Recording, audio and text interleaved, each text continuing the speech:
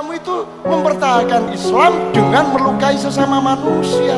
Islam capopo itu gak bisa. Islam itu mengamankan semua orang, bikin semua orang merasa enak, nyaman, kan begitu. Maka namanya Islam, nama alatnya iman, tujuannya aman, jalannya iman, pelakunya mukmin, doanya amin. Islam kok tidak menyenangkan?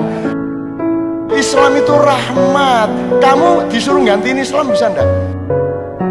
Kamu tidak bisa menggantikan. Al-Quran begitu indah, orisinal dari Allah. Jadi kamu yang butuh pembelaan dari Islam. Begitu kamu masuk Islam, kamu dibela oleh Allah, betul enggak? Jadi nggak usah GR kamu yang membela Islam. Saya tidak mengatakan Islam tidak perlu dibela. Yang lebih perlu dibela itu kamu.